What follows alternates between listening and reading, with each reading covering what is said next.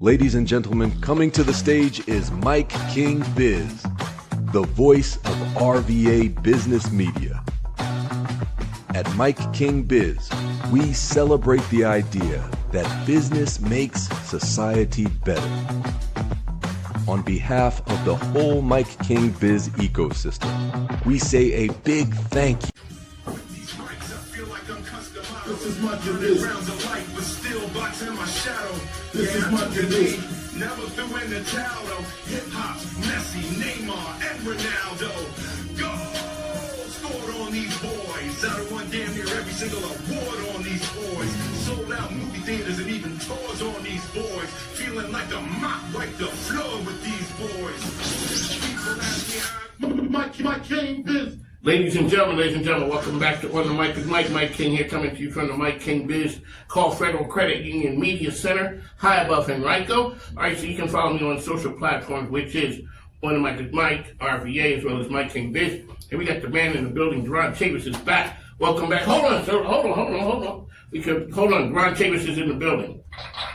Yes, sir. See?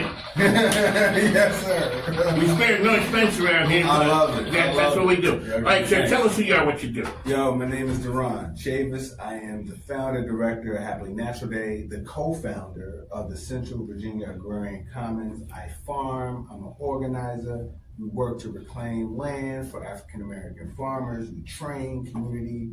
And, we slang veggies, man. We try to increase access to healthy food. That's the bottom line. We try to get the produce to the people. One of the things we always hear about are food deserts. Mm-hmm. And people talk about there can be food deserts out in rural areas too. But then there are food deserts in Richmond. Yes, sir. Yeah, there's food deserts rurally and urban. The way that we articulate the thing is that the redlining that occurred in the 1950s was not limited to just the city. Right? What happened in the counties in rural America, the dispossession of African Americans, discrimination of African American farmers from USDA programs impacted the food systems in rural America as well, caused a lot of farmers to lose land, a lot of people to just abandon the ag system in those areas and try to get to the city to try to find better opportunities. But the reality is like no matter where you are, the way the food system exists now, Walmart, Costco, all that type of stuff, those are centralized hubs of where people get food from. But it's limited no matter where you go. It's a challenge. Even I think the way that people think of rural America is, they got all this farmland out in the county, so nobody should be hungry. People should be farming. People grow corn, soybeans, and they sell that to try to make a living. They're not growing food for people to eat. They're growing food to try to keep their lights on. For biofuels and corn syrup and all that type of stuff. So that's the problem. It's a big problem. Yeah. So you do a lot of things. Yeah. When do people all of a sudden you realize that you became the guy pushing information about food equity and other things? Touch on when you had that realization. Yeah. So man, I've been doing this work around food systems since 2008, so it's been about almost 18 years or so that we've been on it. I think what's been interesting, what sparked it was my relationships with Black farmers. We started doing Happily Natural Day Festival, and they started coming to sell their produce and value-added products at the festival. And, I'm like 24, 25 at that time when they first started coming through. And so the relationships that I built were more like mentor-mentee type thing. So let me stop you there. Where are you from originally? I'm from the city of Richmond. Okay, so yeah. So I met Mike Street and I talked to him and he said it's Mike Street. So he talked about going to the University of Richmond. Yes, sir. And so he says, do you know how far it is from the East End to U of R? We're not even talking about miles. We're talking about 30 minutes. We're talking about mindset of knowing. Yeah. So when you're from the city of Richmond, right? Yeah. What's your idea when you're looking at this food thing and all of a sudden you realize something is not right here? So look, I grew up on South Side off of Broad Rock Boulevard. Okay. I used to live at the corner of Hopkins Road and a street called Pompey Springs. You walk Pompey Springs down to Broad Rock. There was a Winn-Dixie on the corner of Walmsley and Broad Rock when I was a kid. It was one of my earliest jobs. That Winn-Dixie is now a church. So you can walk from Walmsley Boulevard to Southside Plaza and not reach one grocery store. Now, Broad Rock Boulevard is the main artery. Yeah, that's a long way. I first realized what was going on in terms of the food in our community probably like 2006, something like that, when somebody asked me, what would you do if the grocery stores closed? And, I was a young father. I think my youngest son was maybe like 2 or 3 at the time. And my oldest son was maybe 3 at the time. And we had a hurricane in the city. I don't know if any listeners checking this in, they might know or remember Hurricane Gaston, Hurricane Floyd, Hurricane Isabel. Well, 2006, 7, something like that, there were one of those hurricanes came through, smashed the infrastructure, and Southside specifically. And the grocery stores were closed for like 2-3 weeks. And I remember that conversation where one of the farmers asked me, what would I do when the grocery stores closed? And I didn't know what to do. I had no clue, man. We were stuck. I had fried all the fish that we had in the freezer. And, we was busting open those cans and all that type of stuff. My kids ain't had no formula. So we had to like go across town and travel all the way downtown, in order to get food. And it stuck with me, and we started thinking like, okay, what do we do about this? And my relationships with the farmers were more like, I said mentor-mentee, but we started working with them. I started copping produce from them and reselling it in our communities. I started in Churchill, moved over to Northside. We still do it in Northside to this day. Yeah, so it just was an evolution. But I mean, when I first figured it out, it was because I myself was hungry and didn't have a grocery store that I could go to. Let's go back to that. So the storm, it hit Southside. Now, I'm from Philly. There's people from the Southside got kind of like a hustle, grit. I was asking people, y'all are different. Southside is like a reservation, bro.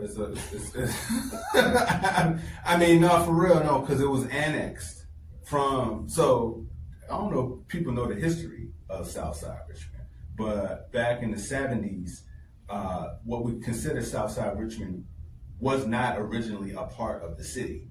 Due to, the amount of black people that were living in Southside in the 70s, black political power was growing rapidly, and the oligarchy, the powers that be at that time were like, oh, how do we stifle this? So what they did is they decided to annex a huge part of what was Chesterfield County and make that a part of Richmond in order to dilute the black vote that was rising in what is now, and what was Blackwell and what is now what's called Manchester. So when I'm moving here, I see, I don't know, we're coming from Pennsylvania, and a person says, this area is up and coming, it's Manchester.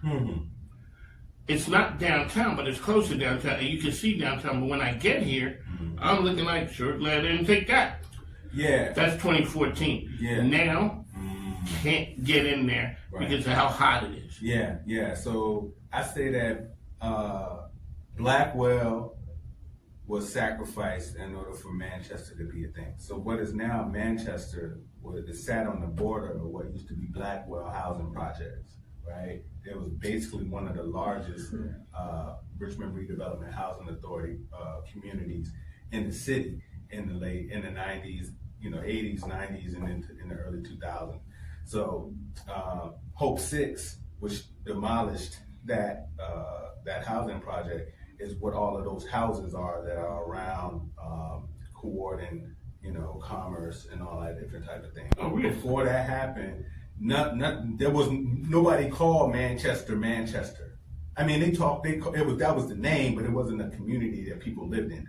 What we're seeing now in Manchester is a lot of adaptive reuse, where they turned all of those warehouses into apartments and things like that. So it just, it's now, I say it's gentrification, but it's really, people returning back to the city, trying to find places to live, and that's like one of the cheapest places. Southside, because of that annexation, right? The property values have been depressed in those communities, and because of redlining and etc. So it just makes sense that it would be popping right now. It's close to the downtown. They were telling the truth. It's close. Yeah, and I mean, same thing. I like to run the parallel. You think about what's happening in the Scots Addition too. It's the same thing. You know what I mean? Because people trying to find places to live close in the city, and it's going to explode because lack of physical homes. That people can purchase. There's a man I talked to. He had said he sold commercial real estate. He said, I've been selling real estate for 40 plus years. Right. If you told me Scots Addition would be anything, I would have told you lost your mind. Yeah. He's like, there is no way that is anything. And so when I get here, all the people that I'm dealing with are trying to get out of Scots Addition. Look at the Queens and Scott. Now it's been turned into a college town. All you see on the weekends. Ladies and gentlemen, we got Durant in the building. All right, so that is a sort of a little history lesson. And it's so a lot of it is always tied together. Yeah, all of it. Food, land, inequities. Inequity, all of that stuff is the through line. Now, I was just talking to the mayor about this. Yeah, saw him on this past weekend. And I was like, yo, man, the through line of the city of Richmond is, historic inequities is what frames and created these problems. I told him, hey, look, you walked into the office and stuff was already broke. People's looking at you crazy because the water pumps went out. But you're like, I just got here, But that was something that was inherited because of these inequities. And so I had Levar Stoney on a couple weeks ago and asked him, if you're looking back on that, and the reason I talked to Levar Stoney was I saw the whole hoopla with the CarMax Park. And I'm at an event, and a man knows who I am. He says, this is a day for the current administration. Right. But what we really should talk to is Levar Stoney when he's out there having the fight to try and make this happen. Right. So a lot of times we see the big shiny thing, but so all I see is Manchester that I don't know what the history of, because I see my frame of reference is today. Yeah. So when you're talking to the mayor about this, he shows up one day, everything's out, everybody's happy, we're doing the thing, and next thing you know, you got a water crisis. Right. Now all of a sudden, people looking at the person in charge, and sometimes this goes back. Richmond works. No, this is back generations Yes. of administrations who sort of knew some. We're gonna bandage it, and hopefully it does not blow up on my watch. So look, man, this is a great segue, man. So power in the city of Richmond has been concentrated in families. So there's money that is distributed into a few, very wealthy families in the city of Richmond that all have ties to real estate. Right. This is the conversation that I think a lot of people be missing the point on.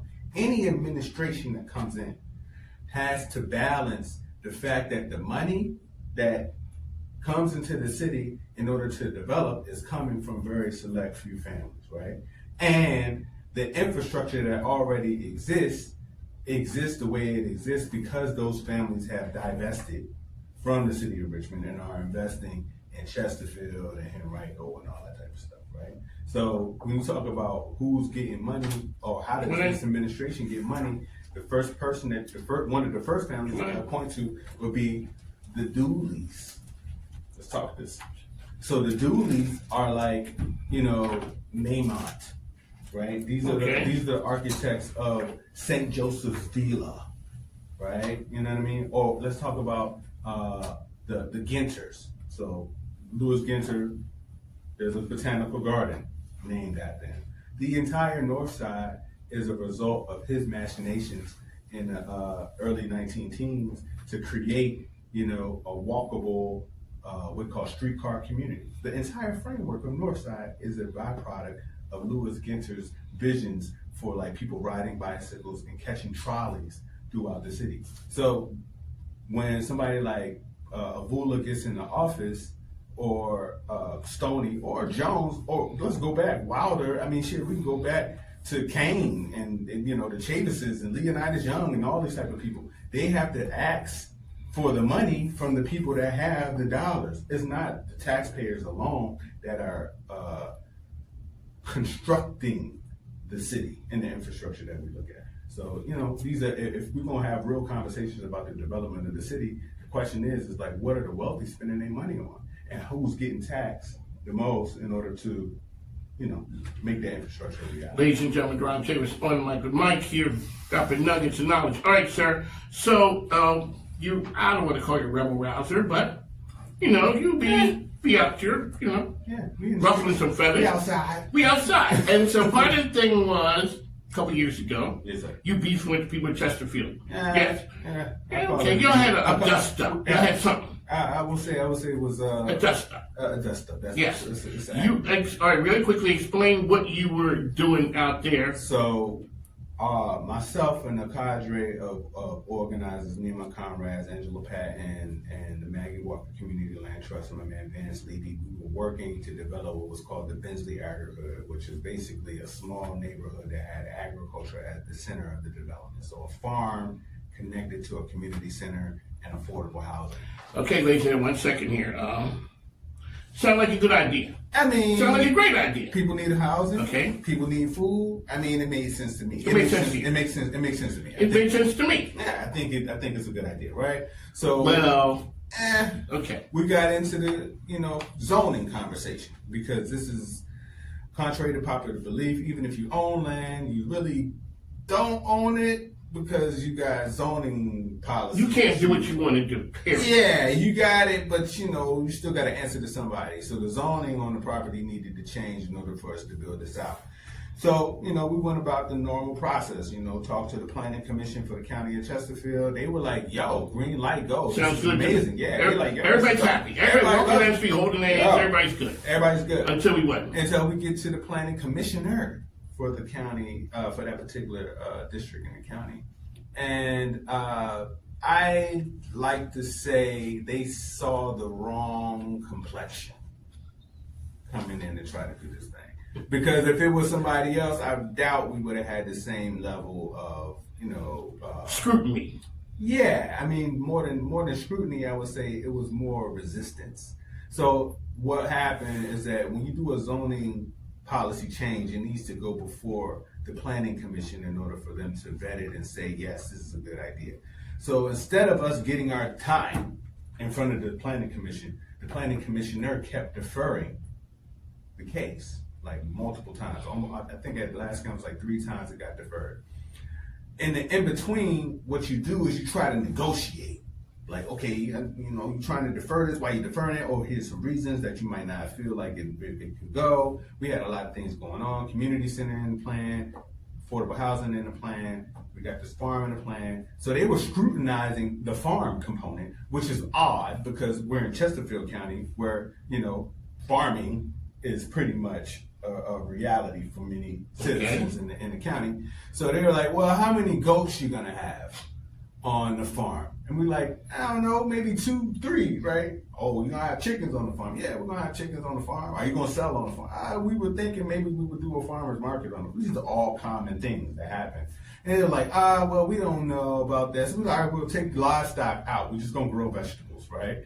Oh, well, if you're gonna have events, how many volunteers you gonna have at the farm on a Saturday? Oh, well, I don't know, maybe 12, maybe 14. Oh, well, what's going to be a parking issue for people? Oh, okay, well, let's figure out how we address that. Oh, well, we're going to have a PA system. We might have dinners out there. Oh, well, how loud is the PA system going to be on? All this type of hyper scrutiny in terms of the farm component, not addressing the holistic nature of it, increasing access to healthy food, of the fact that there are folks that live in trailer parks right next door and across the street that don't have access to a grocery store, let alone have access to a community center and a space for them to grow their food for their own community or even have affordable housing. So what ended up happening is that we ended up having to pull the project So the back. deal got killed. The deal got killed. But 1 second, ladies and gentlemen, hold on. See, I told you we spare no expense. I love you, man. My granddaughter, they came from 5 and below, so I like a 4. All right, so it does not work there. No. But it works somewhere else. It works somewhere else. And where we're moving it to? So, how do I say this in a slow way? So, land ownership is a key component to all of these issues. We talk about food, we talk about housing. So, in that moment, we didn't own the land. But be the glory. We just signed a deed and title to 60 acres of land in Verina County on New Market Road. It's the former camp for the United States Colored Troops that marched onto Richmond to end the Civil War.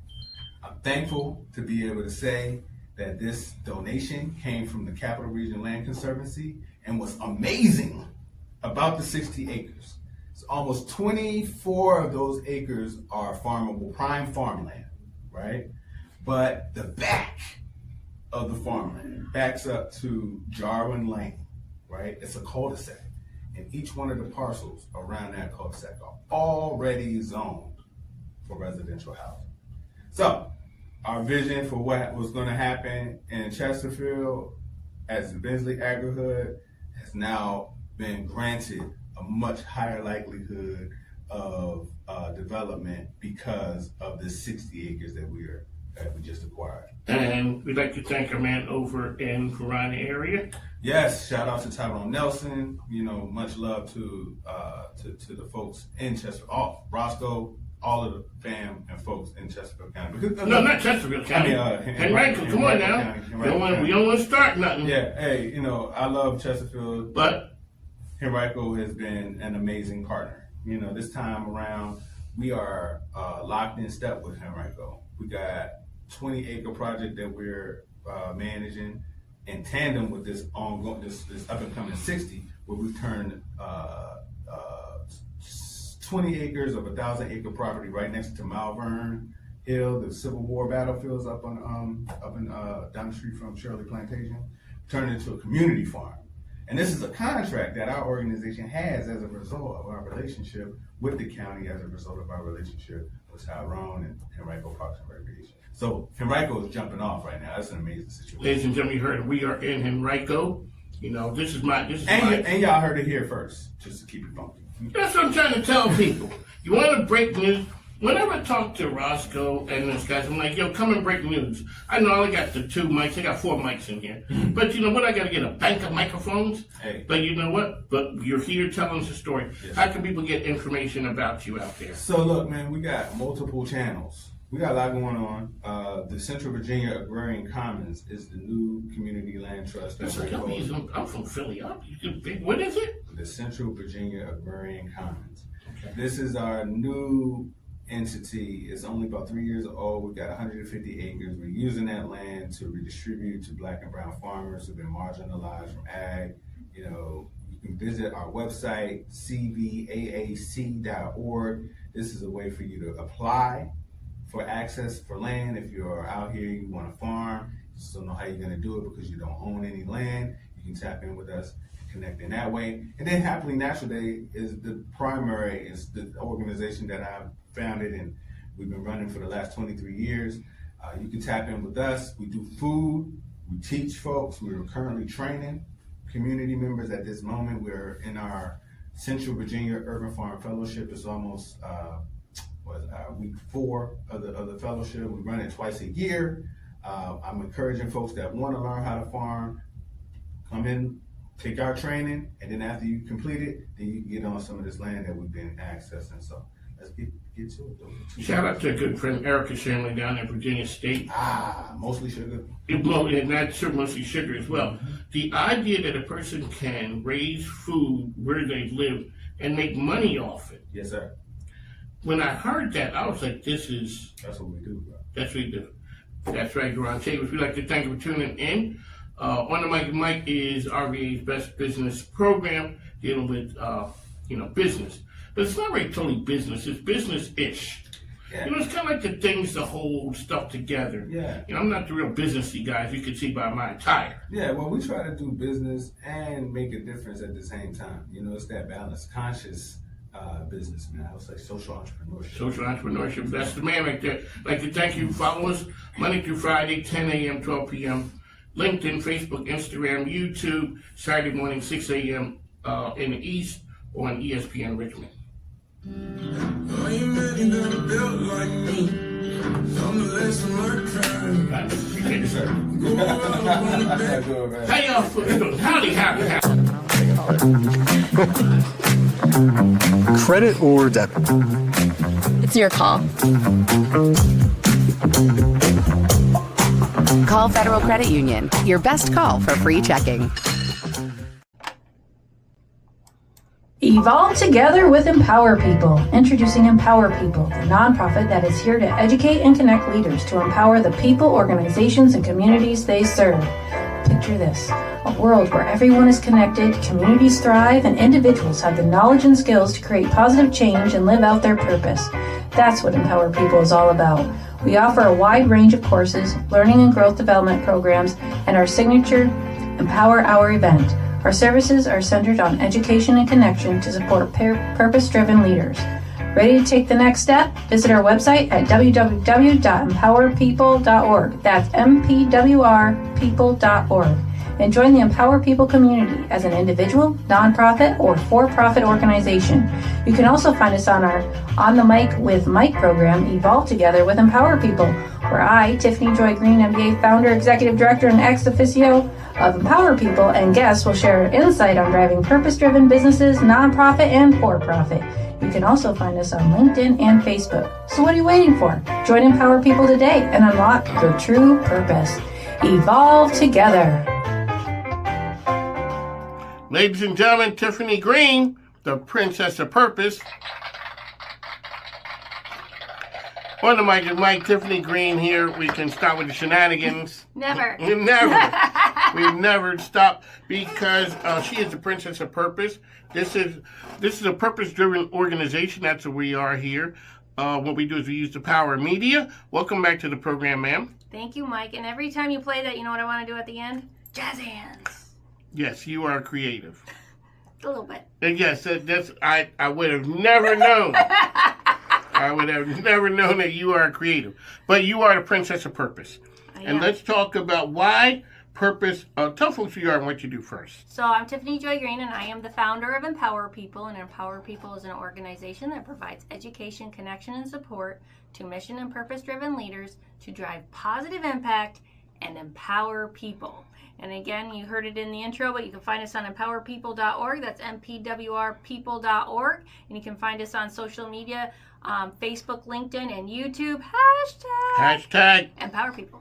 Alrighty, so just recently, last week, so once a month on the first Wednesday, every month, we play your squad, your superhero squad, and you put folks together, and it gives people the ability to contact the subject matter experts about burning business topics. And there's always so many. There's always so. So, who is your lineup? Let's go down through who you're. And this is an hour so that people get time to answer questions, ask questions, and you brought together your squad. That's right. It's a great opportunity because an hour. You know, the hour goes by fast, but it's just enough time to get real information, extrapolate upon their answers. So it's not just like a quick answer and now we got to move on. Like they really can dive deep. But everybody we have, first of all, I want to say everybody on that panel now is certified. And what I mean by certified is they are Empower People certified small business and nonprofit advisors. And what does that mean? How did they get certified through Empower People? Is they went through extensive education, peer group coaching, and peer group advising over many, many months. And then they had to take an oral exam over 2 hours long. And they really? We don't mess around. You do not mess around. So that is the counselor, John Rabel. That's John Rabel, and he owns Entrepreneur Legal Advisors, or ELA for short. And he's a small business attorney. Yes, and he does it different. He does it different. Yes. And as an advisor, just to be clear, this is a legal disclaimer. He'd be pleased to hear me say this. Obviously, as an advisor, he can't serve as your attorney. But what he can do as an advisor is he can serve as your risk management consultant or advisor. Okay? Because there's a different relationship when you're serving as somebody's attorney. He would be very happy that you made that disclaimer. Yes. Shout out to John Rabel. And then we have Brian Kinsey. And he is our HR expert, and he owns Tinker HR, and his primary target market is small businesses and nonprofits. And then we have Stacy Briley Goodman, who I know you know because she has a show with you tonight, and she's the owner of Origamic Solutions, and she is the operations guru. She is an operations guru. She just was here, and we were talking about the life cycle of your business, the maturity level, and also being able to, and we had this conversation before, being able to go away from your business and it continues to run. And she was able to do that. Yes. Woo! Take some time away from your business and it continues to run, but she helps you operate, not work in your business, but work on your business. Which a lot of people don't know, because we're putting out fires. Yeah, and But some of the fires are something, I had a match, there's some gas. Well, it's funny you bring that up because let me first round out who else is up. So I'm on the advisory council too. Yes, you are. Yeah, so I'm an advisor. What do I advise on, Mike? Purpose. Which is shocking. Which is strategy. It is strategy. It is strategy. It's the foundation of strategy. So this morning, actually, my Power People superhero advisors, we talked about what is the difference between strategic thinking and reactive thinking. Okay, that's right. Hold up, man. Let's get that. What is it? Well, let's use an analogy, because I think that sometimes the best way to explain something is through analogy. So somebody comes into the hospital, the ER, having a heart attack, right?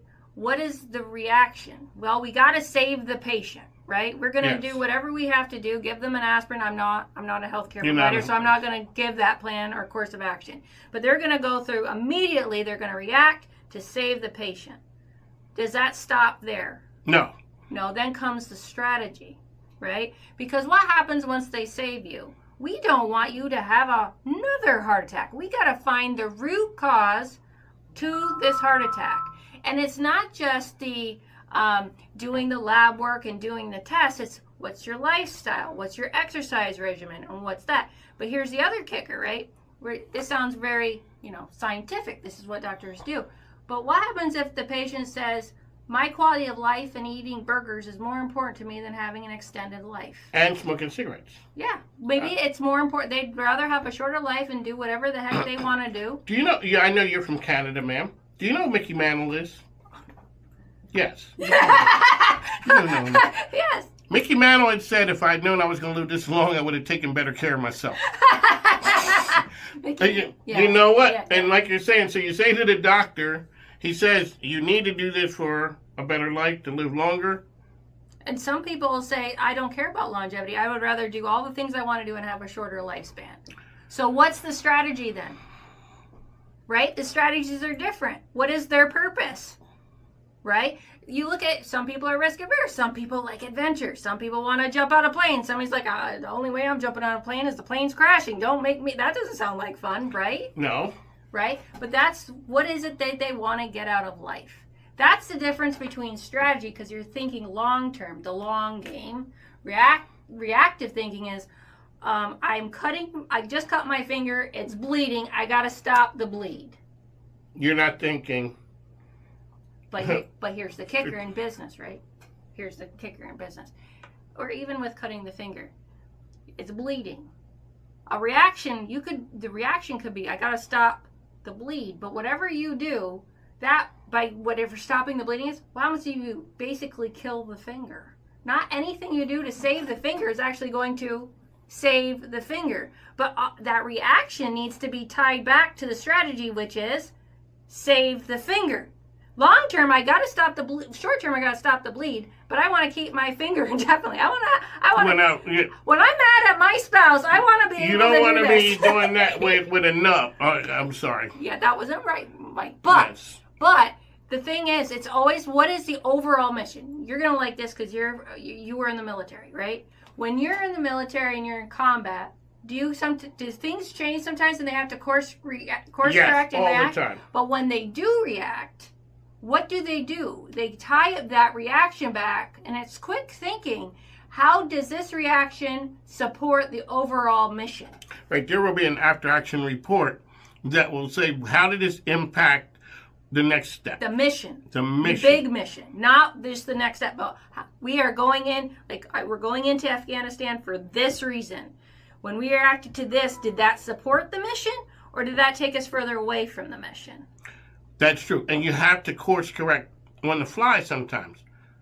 Yes, but you have to, you know what the key is as long as you got your eye on the ball, meaning the long-term vision, the strategy, and the purpose, your reaction will be most appropriate. When organizations lose their focus, how can they best reclaim it? You can do that at any time.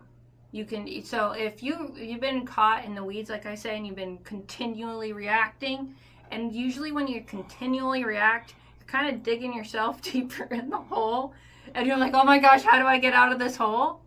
It always goes back to, okay, what is my purpose? And in a practical terminology, what is your strategic plan? Revisit your strategic plan. If you have one, is it still true to this day? If you don't have one, get busy and create one. Because what happens is when you're in reactive mode and you're stuck there, you're constantly in crisis. The only way to get out of crisis is to take the time to strategically plan. Like in a personal level, all of us at some point have been in some form of crisis here. Yes. Right? And when you're in crisis and you just continually react and you're making decisions, haven't you ever noticed that those are usually not your best decisions? No, they're so not. what do you have to do? You have to say, I got to take a breather because, man, this whole situation is just getting worse. I got to take a breather and I got to self-reflect. I got to think about what I really want because I'm not liking what I got right now, so I got to think about what I really want, right? That's how you get yourself personally out of a hole. It's the same thing with a business. So you got to go back to the foundation, which is your purpose and your strategic plan to get yourself out of the hole. Don't think it's fluff, because that is, if you were to make the analogy with the military, that's your mission. That's the ultimate goal. That's the ultimate goal. Tiffany Greene here, the Princess of Purpose, talking on the mic with Mike.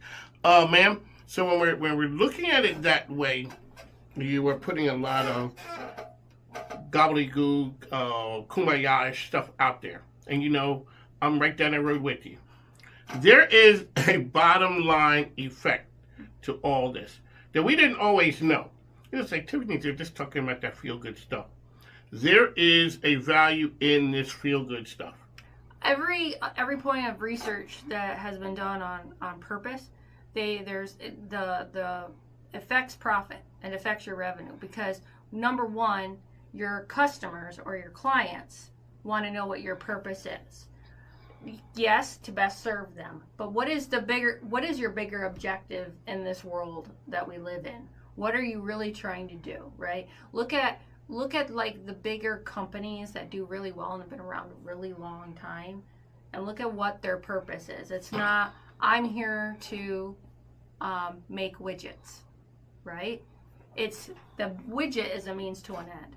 So what is the impact? What is the positive legacy impact that I want to make on this world, right?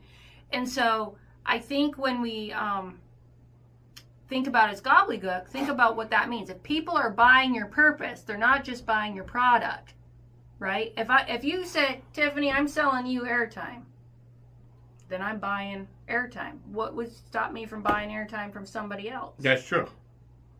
Your purpose. Correct. Okay, here's one. So, I saw a thing the other day that it said, so Mike King, Tiffany Greene here, she is the Princess of Purpose, that Chick-fil-A can do the same amount of business in 6 days that the others do in 7 days. Because, one, you feel good. Wegmans is another one. I'm in Wegmans knowing I'm spending more money than I would be, and we're all just happy in there. Whether it's their purpose, they make us feel a certain kind of way, and we're willing to pay for that. That's true. So if you look at Wegmans is from, on the state side, my home state, which is New York, right? And Wegmans knows customer service better than nobody else. Yes. Out of out in the grocery store business. But I'm gonna challenge you to think about who does purpose better, because here's the thing: you're talking about revenue and the amount of business. I said profitability. Those are not the same thing. Correct. Right? So think about Wegmans, think about Whole Foods. Whole Foods may not have the same volume, but perhaps they're more profitable. And I don't know that, but I'm going to research that now. But because who has a stronger purpose? It's not Wegmans. But Wegmans make me feel good. Well, you can go to a lot of brands that'll make you feel good. Not as good as Wegmans. No, but if we look at Richmond, who felt a true sense of purpose when grocery shopping at U-Crops? I wasn't here, but I just said. But you've heard about it. The legend lives. The legend lives. That's a. Who's talking about? What was the one? What's the one that closed? Martin's. Nobody. Nope. I'm not hearing anybody talk about Martin's. No. Right? What was their purpose? You don't know. You don't know. The purpose was, the product was to sell you stuff in the grocery store. When you look at some of the other ones, when you look at like a U-Crops, the legacy lives on. Years later, people are still referencing them. It's like, boy, remember when we used to... Because they were about the community. That was their purpose, right? And doing right by the community. And that's why even their desserts today still fall on people's dinner tables. That U-Crops food market is pretty cool. It is pretty cool. And their chocolate pie, by the way, if you haven't. Yeah, there you go. Tiffany Greene. Alrighty, so, ma'am, how can people find information out there about you?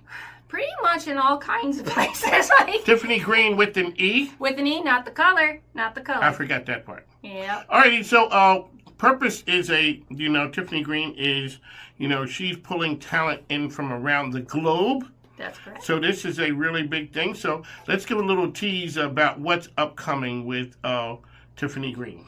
So on the 23rd, we're going to be recording the show at noon. Yes. And everybody has an opportunity to register to attend the event, to listen live, to listen to an interview with none other, Dan Tier. Dan Tier, he was a HubSpot executive. He was one of the original 6. Whoa. He wrote a book on inbound marketing. And he travels the world talking about all of his experience and everything he has learned over the years. He just retired from HubSpot. He's an author. He's a public speaker. Goes around the world talking. He's an investor. He's a mentor. This guy. And if you follow him at all, he coins the phrase, "Oh, baby," because he's just high energy. So if you want to be motivated and inspired, this is a show you got to attend. Dan is amazing. And he also does, I'm going to do it, I don't care. Roar! Because the training I met him in was during COVID 2020. And that's how he gets, like, the lions roar. And he literally does it. And he has the lion hat. It's so cool. He's a great motivator. So, in other words, Tiffany Greene is inspired by somebody who has a lot of energy. I know. Shocking. Shocking! I can't believe. And you know what his tagline is? What's that? Doing the most good for the universe. That's why you're the princess of purpose. One of my Tiffany Greene. One last time, ma'am, how can people find you out there? Empowerpeople.org. That's MPWRpeople.org. You can find us on YouTube, LinkedIn, and Facebook. And don't forget, hashtag Empower People. That's right. And that's the cool kind of, not the old people kind of way you spell empower. This is... It's MPWR. And please, if you are telling somebody about Empower People, don't go MPWR.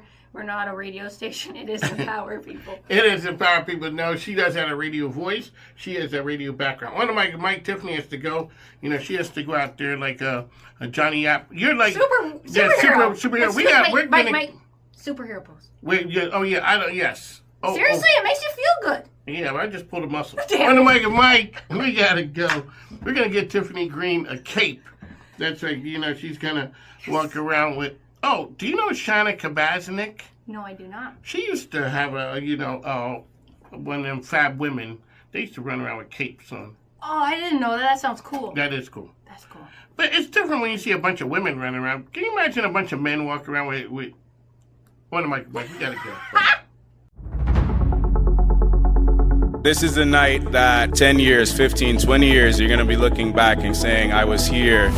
There's an inflection point happening in technology. We get to lead it, and we get to lead it right here in Richmond. We must prepare existing worker students and communities to be able to use AI so that no one is left behind. The real story isn't AI itself. The real story is what AI makes possible. AI is the new keyboard. It's the new mouse. It's not the answer, it's the instrument. And the more people we hand that instrument to, the more possibilities we turn into realities. People want to be together when you're making a difference. how can we make Richmond, make the region, and in part, all of Virginia, the most AI ready? A lot of people ask me, do we just want to be the Silicon Valley of the East Coast? The quote everybody keeps on having me re-ask is, no, my mission is for Silicon Valley to be the Richmond of the West Coast.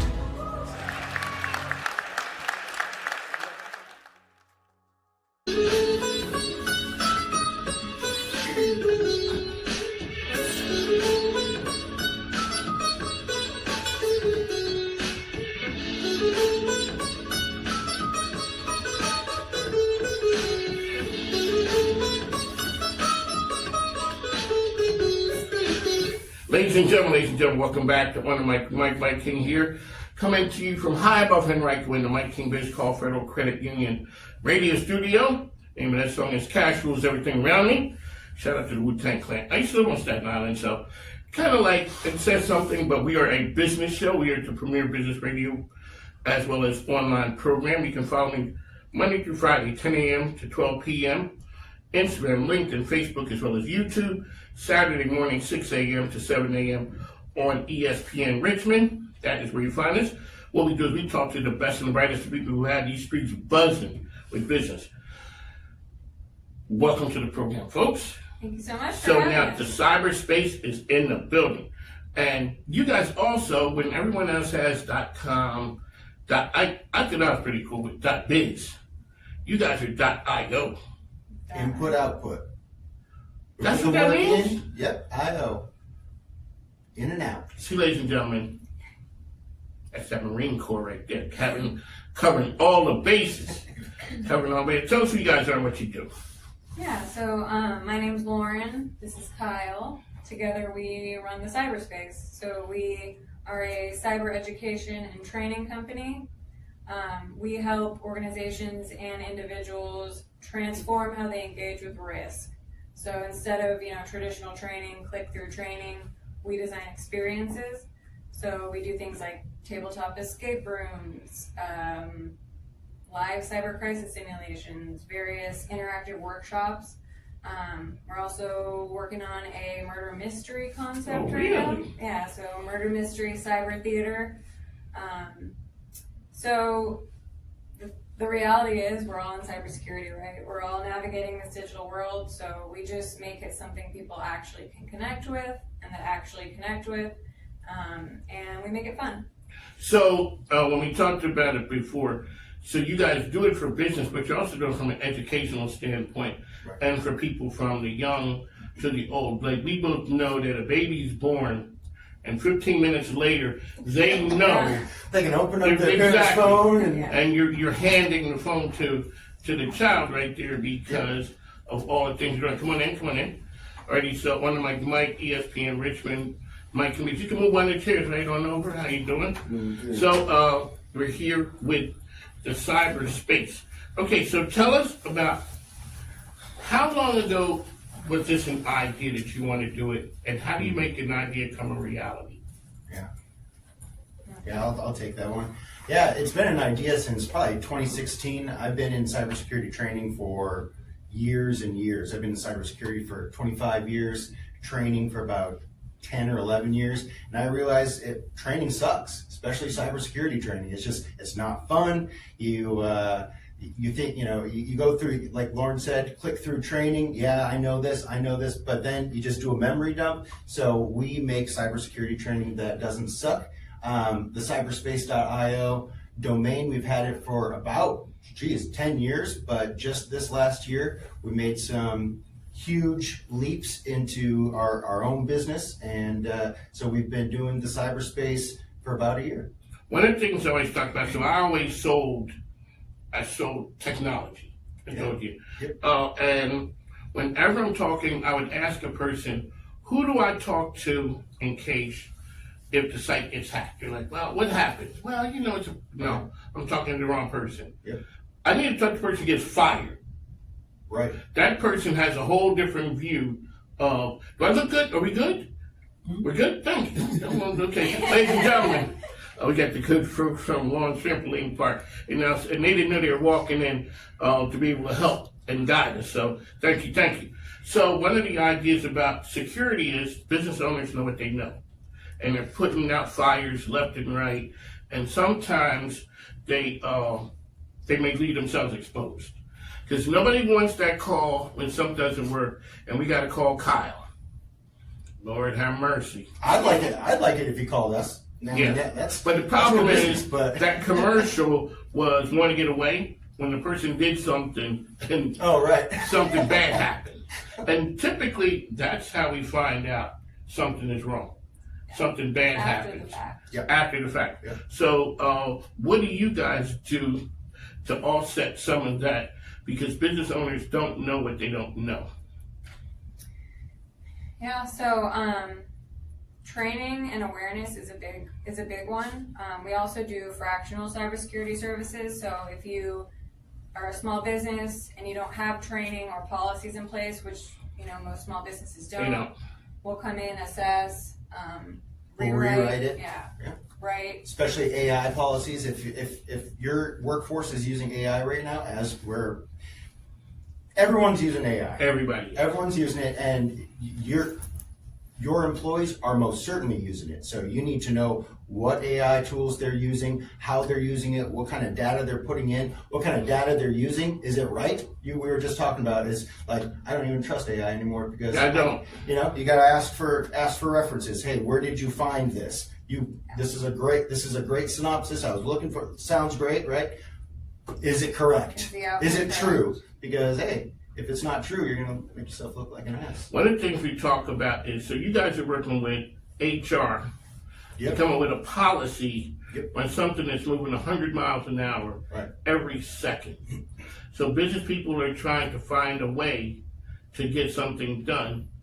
Maybe cutting corners. I remember, I hate to be like the old man, like get off my lawn kid. But when my sons were going to school and they could use a calculator, it wasn't happening. I rolled up in the school, kicked in the front door, bam! I'm here. The lady said, sir, that black and white book you had with the multiplication table on the back, we ain't doing that no more. Don't need it anymore. We're not doing that anymore. So it's just like, this is the new era. Everybody's doing things, so we're hiring people.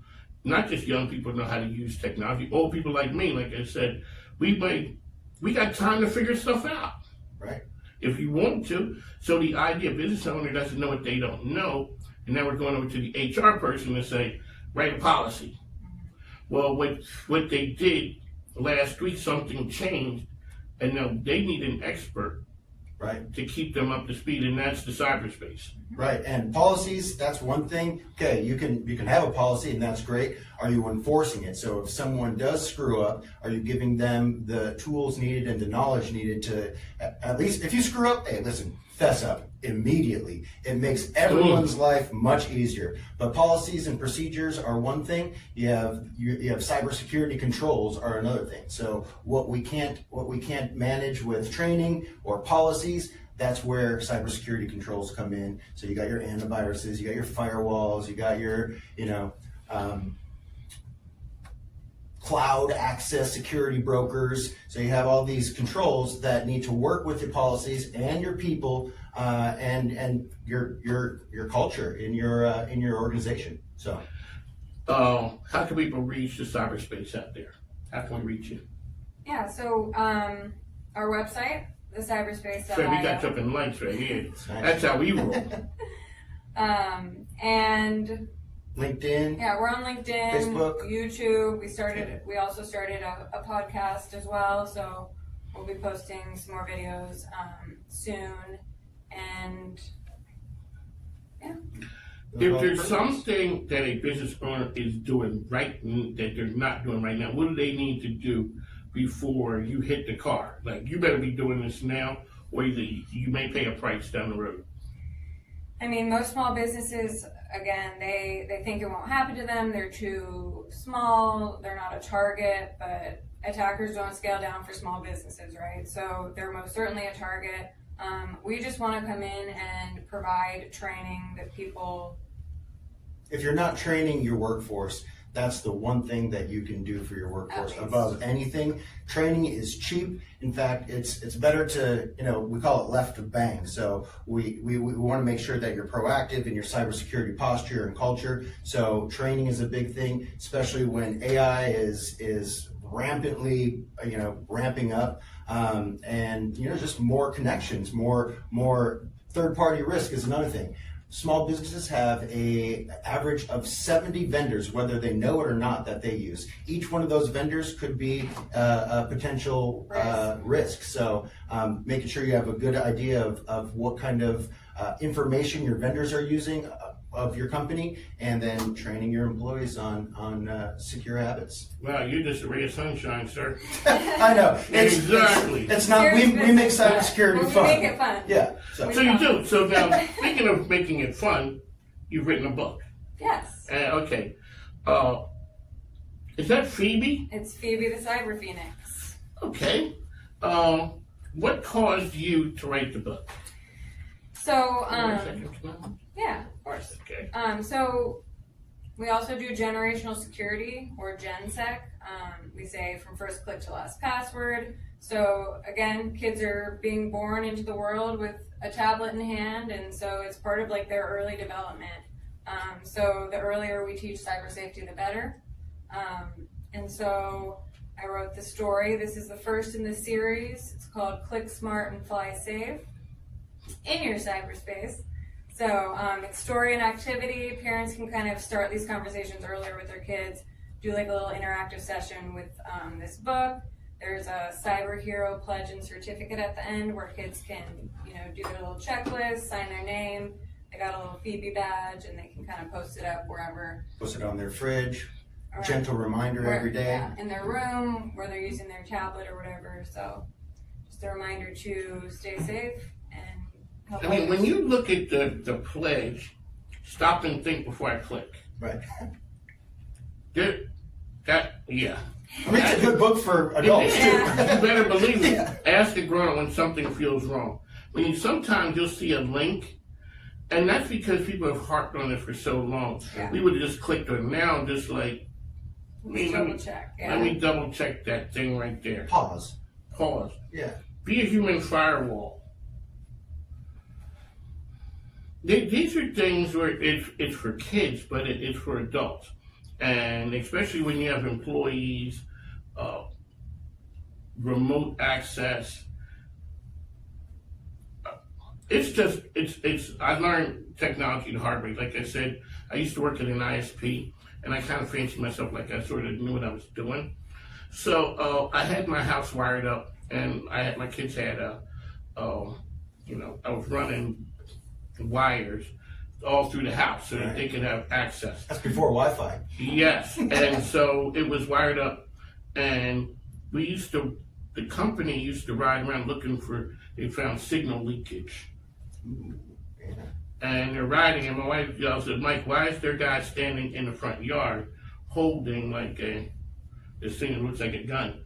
Well, it had detected signal leakage from my house, and I worked there.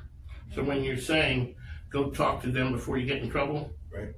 I should have talked to them, because a sales guy doesn't know masquerading as an IT professional is not good, because that's what happened, and that's what a lot of business owners do.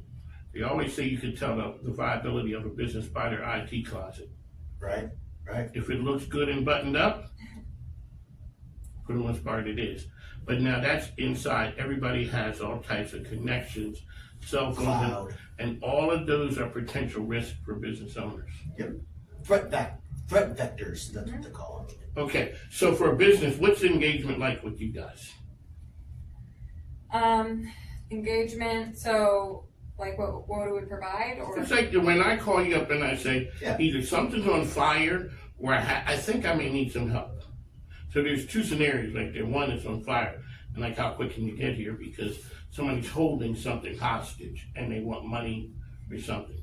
They got to stop the bleeding first, right? Yes. So we would, as soon as you call us, we're going to tell you just disconnect from everything. Wherever the point of entry was, whether it was your phone, you clicked on a link, you need to change your passwords first. disconnect so you're not infecting anything else on the network or infecting any of your other assets.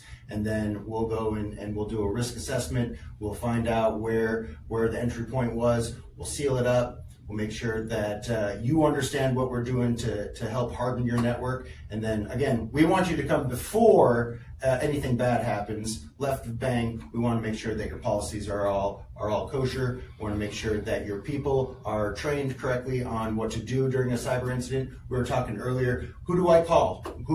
Well, your employees should know exactly who they need to call. If it's not us, it's your first point of contact, your IT. If you got a IT team, if you got HR, they'll be fine. Also, if you're a small business, you're probably an executive that messed up. Yes. And that's a real threat. You have so many hats. We call them whales. So the people that know everything about the business is called wizards, and the people that are front and center of the business, so they're the name, they're the face. They are the whales, so we want to protect your wizards and whales. Both strong targets. The privileged users, the wizards. And phishing still is the biggest number one attack vector. Yeah. Because certain things happen, we just don't even understand. It looks legit when I'm going 100 miles an hour. Sure. And just that click, so you said, take that off the network, unplug it, turn it off quick. Yep. Triage it so we can make sure it doesn't make sure the infection doesn't spread. Ladies, ma'am, how can people get information about Phoebe the Cyber Phoenix? Yeah, so we're actually also on Instagram and Facebook, but Phoebe _cyber Phoenix is the Instagram. And it's on Amazon. It's on our website too, thecyberspace.io/Phoebe. And then we also have like generational security information on there as well. So. You guys also have events that you go to. Where can people see and meet you out in these streets? Yeah, we host various events. We have one coming up on May 27th. It's at Black Iris Social Club. It's going to be like networking. We'll have some drinks, some charcuterie, and then we'll do a team-based tabletop escape game. It's called 7 Deadly Sins. SYNS. So a sin, 7 deadly sins. SYN is a call to synchronize. That's anything, an email, a text message, a link, an attachment. When you click on that, you are sending a sin or a synchronization. I want to talk to you. I want to synchronize with you. So there's some 7 deadly sins. Wrath, greed, lust, all of these different synchronizations that we participate in on a daily basis. We're gonna help you secure. Attackers try to feed off urgency and emotion, and so it's a fun game. It'll be a fun event. Fun event, and how can people get information about that on your website as well? Yep, on our website and LinkedIn. We're pretty active on LinkedIn. There you go, ladies and gentlemen. That's right. Make sure you get to cyberspace here out there doing some amazing things. You've been listening to On the Mic with Mike, RVA's premier business program. That's what we do. We talk to the best and the brightest every day, 10 a.m. to 12 p.m. and Saturday, 6 a.m. to 7 a.m. on ESPN Richmond. Thanks now. Thank you.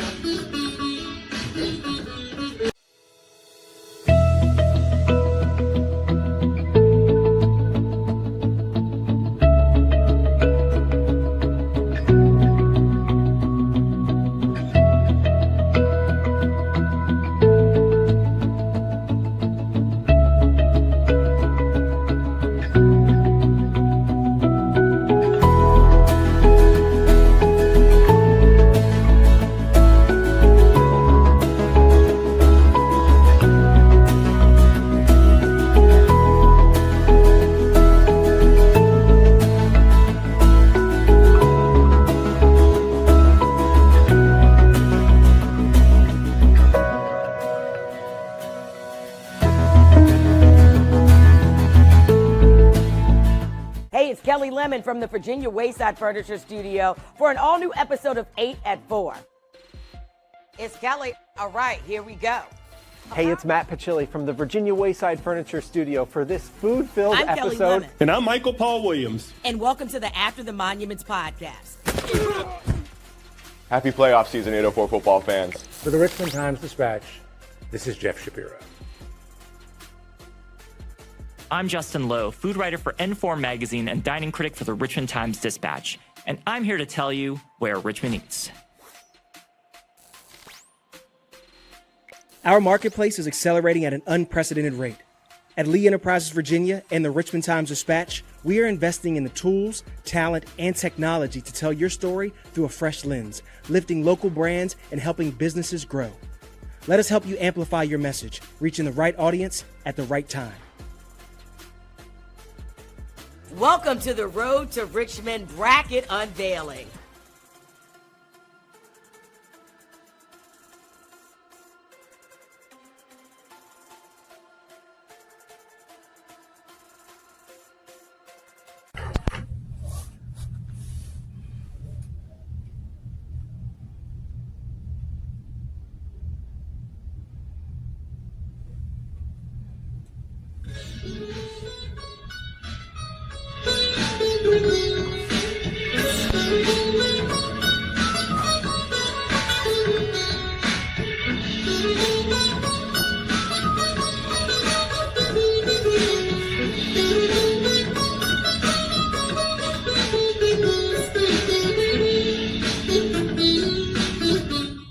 Ladies and gentlemen, welcome back to On the Mic. Mike King coming to you from the MIKEKINGBIZ Call Federal Media Center, coming to you from high above Henrico. Yes, I'm in Henrico. Thank you, Chesterfield, for all that you did. So, you can follow me on social platforms, which is On the Mic with Mike, MIKEKINGBIZ. You come, and it's on the Mic with Mike, 10 a.m. to 12 p.m. Monday through Friday, Saturday, 6 a.m. to 7 a.m. in the East. That's where we are. Okay, folks, you know what it is. There's a big day today. There's all kind of stuff going on, but our good friends from Childsavers are in the building. Welcome, ladies. Welcome to the program. Thank you. Alrighty, so we got Lisa, we got Portia. Portia, we got history. Yes, we do. Yes, we do. You know, you're a veteran of the program. Yes. That was years ago. Yes, my son was in 3rd grade at the time. And now you're looking like a model after he's a drummer and everything. He's glowed up. Yes, that's for sure. So, ladies, tell us who you are, what you do. Would you like to start? Absolutely. So my name is Lisa. I work at Childsavers in Church Hill, part of Richmond. I am the Child Development Services Director, so we work with early care providers. And if I can say one thing, Mike. There you go, yes. Today is National Child Care Appreciation Day. And so this is a day that is set aside that we honor and salute and uplift the amazing people, more specifically, it's usually females, who show up every day to do this incredible work to make sure that the workforce development can go to work knowing that their children are in care and their children are being cared for. I always ask people who are in the saving the world business, and that's what this is. Who takes care of the caregiver? Because the caregiver won't stop. I know I married one, and sometimes it could almost come to blows to start talking about we need to chill. But you guys, people in the business of taking care of others, you hear a lot. And you hear a lot of heavy things. How does that not take you down or affect you personally so that you can show up on Tuesday after you heard something horrific on Monday? A special person. It takes a special person. I believe that early care providers were created to operate and be in the spaces that they are. Early care providers are folks who, to your point, Mike, they wear multiple hats. In many cases, they are what we like to call unsung heroes, right? Because they don't get the recognition. They are paid less than most professions, but yet they are the only profession that touch a child who will at some point go into all types of profession. So they get to teach all children. And what I love about early care professionals is that you don't hear them complain a lot. No. They just do their jobs And we're just so fortunate at Childsavers that we have built a long-lasting relationship with the early care providers. We've been doing this work now since the early 80s. And we actually work with about 400 child care providers every year, which give us the opportunity to indirectly and directly impact about 25,000 children. And you said who helped them, who shows up for early care professionals? I think it's places like Childsavers. We show up and we are that sounding board for them. We listen to them, we encourage them, we support them, and we give them the tools and the resources that they need so that they can be successful. Yeah, to Lisa's point, I'm Portia. I work with Lisa at Childsavers. I'm the grants manager. So I look at all the reports and grants and the data. We have a great data and analytics team. Shout out to them. Preston, we see you. And Jalen too. But what we're seeing is that the early child care educators, and we're trying to use the word educators because they are teachers. Right. Just like K through 12 teachers, and they are essential, but often expected to be invisible. Mm-hmm. It is a workforce led by, not just dominated by, but led by women, and usually women of color. That's right. And so the pay scale, as Lisa was saying, is not even, but it is a workforce that's essential. Both my children had pre-K.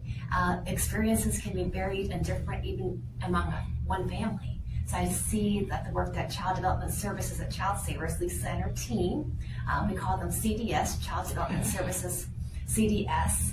Every day they're working with 4,000 to 6,000 early child care educators per year, about 300 to 400 programs. Multiple people can work in those programs, so we can't check everyone. We can say that they are getting opportunities for professional development and career pathways. One best kept secret, although we don't want to keep it that way anymore. So listen. Voluntary registration. Yes. What we call VR. And VR is home-based early child care education. So a family or an individual can operate a child care education center in their home. Really? And yes, they can. VR. And one of our colleagues, Rachel did it on the weekends and evenings. You can have your regular 9 to 5, Monday through Friday, and then additional work that you love as a VR provider. And Lisa and the Child Development Services CDS team does train the VR workforce, and once they become registered, they have access to the Child and Adult Care Food Program, which allows them to be reimbursed for serving healthy, nutritious meals. And they have access to the Child Care Aware of Central Virginia, which allows them to be registered and listed on their directory. So I was playing with that CCA Child Care Aware directory just to see, and I found that one of my neighbors is a VR provider. And these VR providers, it keeps women in the workforce. If you leave the workforce as a working mom, it is very hard to get through. So I myself, when my kids were younger, I stayed part-time for about 12 years so that I could be there for my children, but also work and stay viable. Because one of the things we found out is I met a lady, she said, my husband is a fine gentleman, but men only wear one, maybe two hats. Women are wearing a whole bunch of hats. I'm sitting there interviewing a lady who comes on the program a lot. Her daughter is blowing up her phone. She's like, she knows that I'm on the radio now. She says she's calling me something. Is your dad there? Yes, I know he's there. He's in the next room. But she won't go ask dad. That's right. Like, why ask the assistant manager? Assistant manager has no power. He don't have answers. The answers were given to him, and then he relays them to the troops. It's a lot of pressure that's put on. When women step off the treadmill, they fall behind from a business standpoint. Sometimes, for the most part, you never show up. You can't catch up. That's right. And so COVID kind of was like the equalizer. It sent everybody home. Yes. It kind of reset almost everybody home.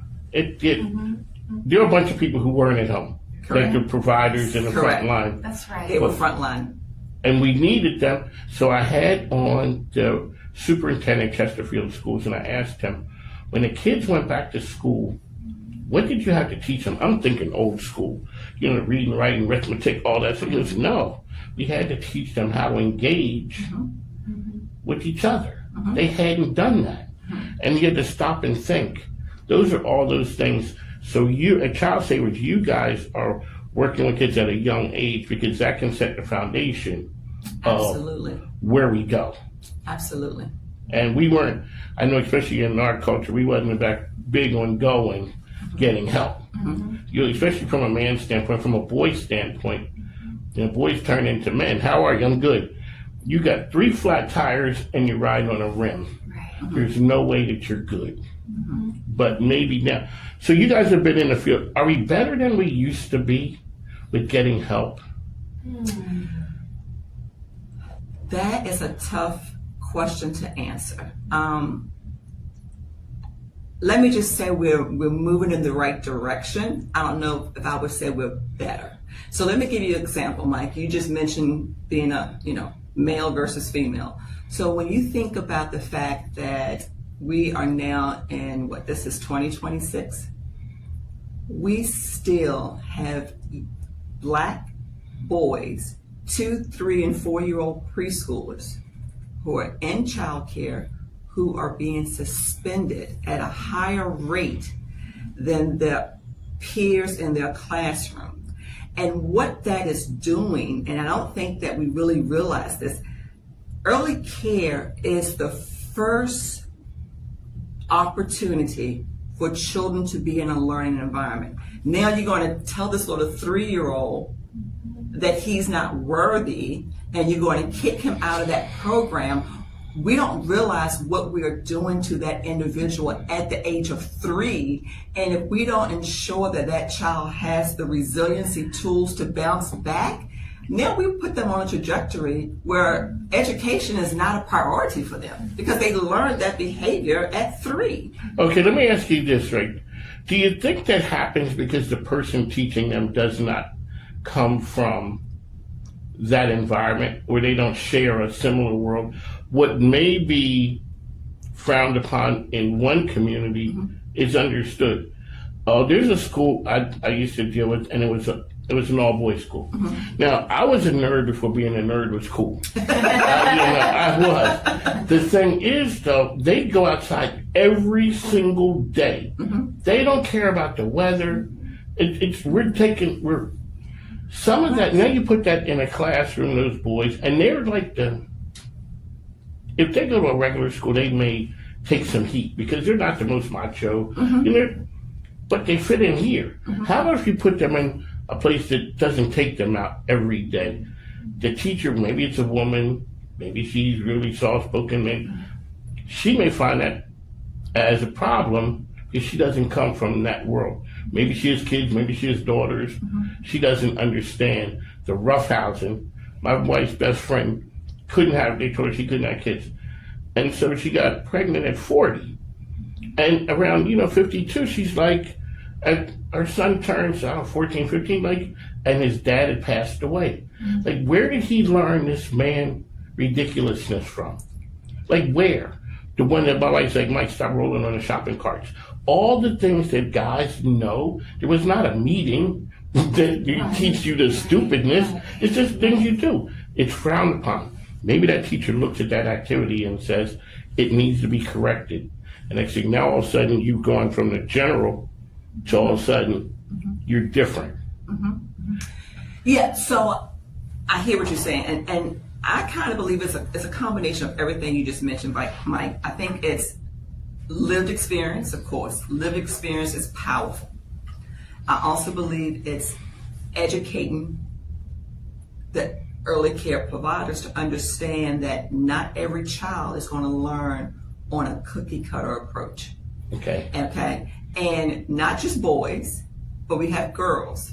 We have children in general who cannot sit in this chair like Portia and I are sitting for 30 minutes and not start moving around and just wanting to just be present in our own bodies.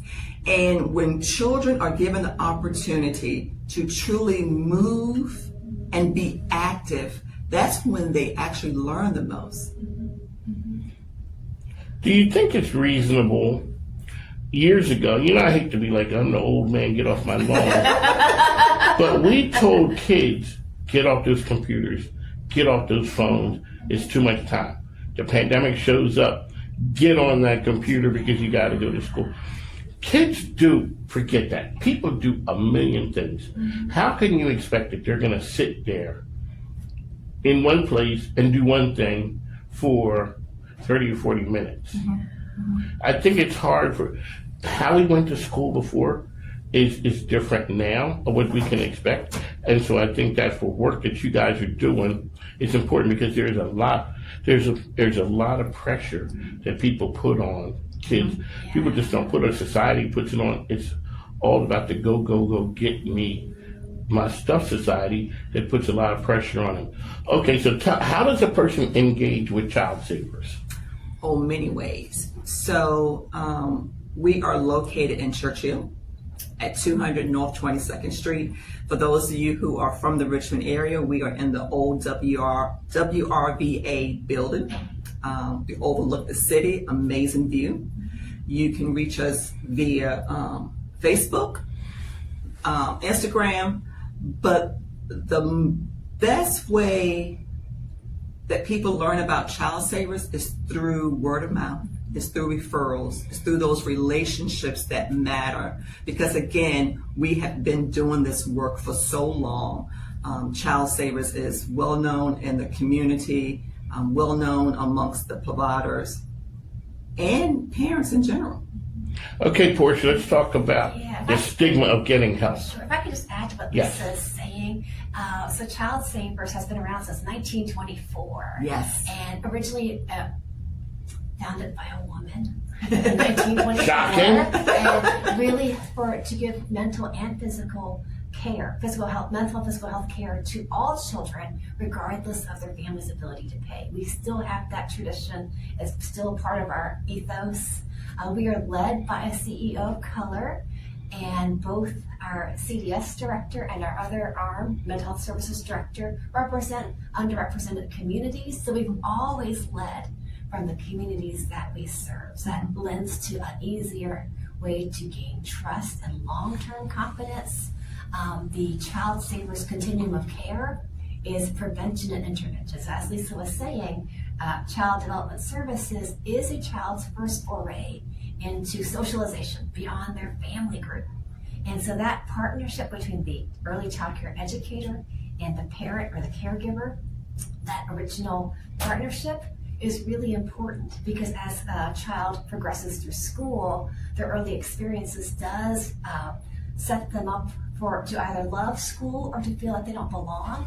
And then for the parents themselves, knowing that they are working with an early child care educator that is trustworthy and skilled, but also supported, that person is not working alone, but they have the support of their immediate center, or if they're home-based, they can call on Lisa and CDS for supports, ongoing training, free, low-cost training, online, and asynchronous on-site, all different ways. And so that helps, because as children get older, as parents, especially if we are parents of color or ethnic or racialized parents, that stereotype threat is real. So as Lisa was talking about, if there is an African American or Black infant, toddler, or preschooler who is not allowed to go to the child care center anymore because he's been suspended, the parent is not always able to advocate for their child if that educator is not open to hearing their experiences, or if there is that stereotype threat where they already have you in mind as one type of person, usually a caricature, because they don't want to acknowledge your humanity. So this early child care education foundation is huge. So the continuum of care, mental health services, which works in tandem with child development services at Childsavers, they offer outpatient clinic services in Churchill, beautiful Churchill, in the beautiful iconic WRVA building. But we have colorful walls, we have professional art. Our therapists do a trauma-informed play, sand tray, and art therapy. So children that come, families who come, they're scared, but they're literally walking into an art gallery that's made with children and families in mind. There's school-based services because not everyone can go to therapy during therapy hours. So it's right at school, 16 Richmond public schools, 6 Hopewell City public schools, and 3 Colonial Heights public schools, and counting. So if there are school systems that want Childsavers on site, please do call us. Or school systems who have pre-K embedded into their programs, please do call us because we have that continuum of care. But also caregivers, the stress that we feel, the stigma. We have caregiver services, which overlaps very much with child development services, mental health services, and child development services together. Consult, although MHS does provide the perinatal and postpartum mental health services, CDS does inform them on the developmental stages, and so that is a tandem collaboration. So we are trying to go all across the scale of everything a family or a child needs. As our CEO, Robert Bowling, says, every child in our community is the responsibility of every adult. And we take that to heart. Is that good? Yes. There we go. That is something. Yes, so which Mr. areas, shout out to Mr. Bowling. It's one thing to have a dynamic visionary leader. Yes, and that, and to create an environment where people feel good about coming there and doing that kind of work. Which areas do you guys cover? Oh, goodness. 71 localities. Really? Yes. Yeah. So, Central Virginia, Southeast Virginia, part of South Side Virginia. 71 localities. And we have an immediate response mental health services hotline that you can call 24/7, 365 days a year, free because it's grant funded. And MHS therapists do consult with CDS, Child Development Services, and caregiver services, but they can meet you on site within 30-mile radius of Churchill. So, for instance, when there have been school shootings, our immediate response team was available and gave that urgent response. But on the other hand, if there are certain situations that are not clinically in crisis mode, but are still urgent, it fills that gap too, because there are some hotlines that will not serve you unless you're in crisis mode. And so that is a gap that it serves. But going back to stigma, we try to make this conversational. We're definitely all relational. We've all been there. We understand. And so we're trying to combat the stigma. It is hard, especially coming from a racialized or ethnic background. There are more obstacles. When I see the data and I see how many Asian Americans use Childsavers services, and it's one, and I know that one is me. That wasn't a hard one to figure out. Wonder who this is. I know, but it really makes you see that we cover a lot of ground, but we're constantly working to really cover more people within the service areas where we already are and to expand. And we really do adapt to the communities we serve. I mean, how else do you turn 102 if you can't do that? You keep changing. You definitely do it. You have to adapt. Absolutely. So, Lisa, you came with your talking points. You came with your marching order from the communications department. Did we cover everything we were supposed to? Well, I think we did. And let me just say that I'm just so pleased that we have somebody like Portia on our team, because she can articulate, she can bring the facts, and she's passionate about what she does. So to have a grant writer who truly believe in your mission work, that in itself is amazing. And so I just want to give a shout out to Portia for just being here, for making this connection with you. I think the only thing that I just really want people to understand is that, and I often say this, early care is workforce development. Let me say that again. Early care is workforce development. We are beginning to plant seeds in the lives of the most smallest citizens in Virginia.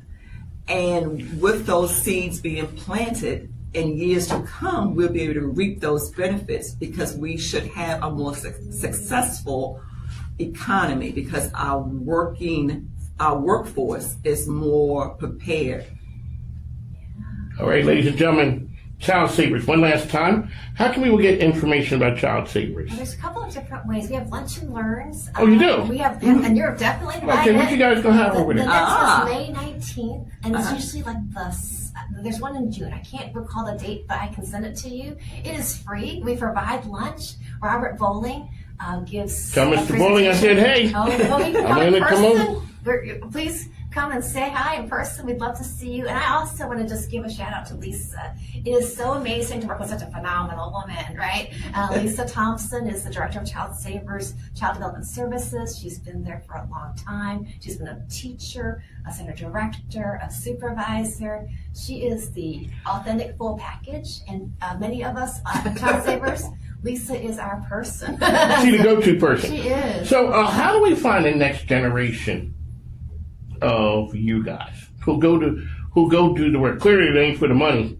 Right. I don't think you guys getting rich off of this one. It's not for the money. It's not. It's not. I can't believe that. Helping people doesn't pay. Not at all. Like that. But I think part of it too is just showing up, because when you're a nonprofit and you're a woman and you're a minority or an ethnic or racialized minority, you are not always welcome in all those spaces. So we're both over 50. And we look good. Yeah, young people. Very good. We're both over 50. We have weathered all the storms so that we are leaving an opening for others who want to be in nonprofits, whether it's early child care education, mental health services, or nonprofits in general. We just have to keep showing up and understanding that sometimes they're not going to give you the skills, but what we have is different. It's a craft, right? It's an art form, because it's people, it's building families, it's building villages, it's also building supports beyond child development and mental health services. We recently had our Supper at Sunset, our annual fundraiser, and we are so overwhelmingly touched by all the organizations that donated in-kind items, everyone from Firehouse Theater and Star Foster Dance Company to Cadence Theater and many, many others. And they really took the time because they care about what we do, and they really made those auction packages huge. So because of that, this fundraising is a way to get involved. A lot of people don't have time, but the funds do help us to have more outreach and more engagement. And we stay in touch with you. When you donate to Childsavers, you partner with us, you are a friend, and you become part of. So I don't have to get scared when the phone rings and it's Lisa and Portia going, "Hey," I'm like, "Oh Lord." Don't get scared. Don't get scared. Don't get scared. Don't get scared. My dad would always say, "Changing the world ain't cheap, easy, or free. Yes. Money got to change hands somewhere." And that's why I show love to the sponsors, because they don't get scared when you guys call them. Right. You go through hard times, you're providing the services, that all of a sudden you need some help. Those are the people that we give a shout out to and say thank you, because it's part of their business that said we're going to do good. This business is about business helping society be better. That's what it is. Right. So we'd like to thank you guys for coming. Portia, it was good when I saw your son with my mug up there in the hotel window. Of my son, that's another reason we're here. He is now in middle school, just turned 12, but we are here for the next generation, directly and indirectly. It's the village that we're building. There you go. That's Childsavers. One last time, how can people find you? www.childsavers.org. Churchill in the former WRVA building. You cannot miss us. Lunch and Learn next month on May 19th. And we just social media, Facebook, and Instagram. It's going to be there. All the things that you guys are doing. Shout out to Danielle Gilbert. Shout out to Mr. Bowling. Tell him I said, hey, on the mic is Mike, RVA's Best Business Media Program. Portia was there with us when we were over at ESPN, the ESPN studio. Yes, we were having some good times there. But we moved. We moved back to Henrico. Moving up. Yep. George and Weezy. There we go. On the mic is Mike. We'd like to thank you guys for tuning in. Thank you, Mike. Thank you, Mike. Thank you. You're Rupa, right? I finally get to meet you in person. I see you all the time. I think we've traded a million emails. It's great to see you. I was like, I know. Why? Yeah.